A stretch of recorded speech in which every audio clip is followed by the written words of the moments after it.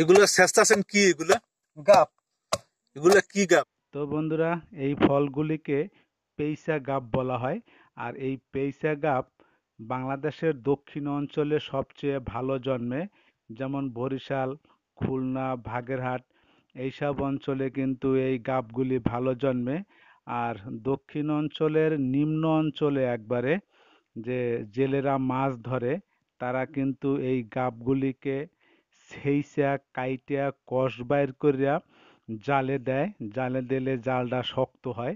তো কিভাবে দেয় জালে এই গাপের কষ বের করে, সেটা আমি আজকে আপনাদের দেখাবো।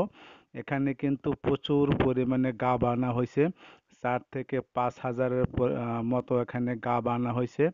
যে গাবগুলি দাও দিয়ে বোটা কেটে ফেলা হচ্ছে। এর বোটাগুলি অনেক শক্ত। আর একটা গাবের ভিতর 6 থেকে 7টা বিচি হয়। উপরের যে চামড়ার অংশটা থাকে সেই অংশটা হলো একটু মোটা অংশ এবং কষে ভরা। এই গাবগুলি বোটা কাটার পরে সেইসা যেটা শেষে সেটাকে বলা হয় হাম্বল দিস্তা। সে হাম্বল দিস্তায় দিয়া সেইসা ভিজাইয়া কষ বাইর কইরা জাল ওই কষের ভিতর ভিজানো হয়। ভিজানোর পরে ওই কষগুলি জালে লাইগা রং হয়, কালো রং হয়, জালগুলি শক্ত হয় এবং বেশি দিন জালগুলি টেকে। তো বন্ধুরা, এখানে কিন্তু ওই গাবগুলির বোটা কাটা হচ্ছে। এই বোটাগুলি কিন্তু অনেক শক্ত। একটা বোটায় 4টা 5টা 7টাও ফল হয়ে থাকে। তো বন্ধুরা, আমি এখন আপনাদের দেখাবো এই গাব কিভাবে হাম্বল দিস্তায় দিয়া সেইসা রস বের করা হয়। এই যে চেষ্টাছেন এগুলো কি গাপ।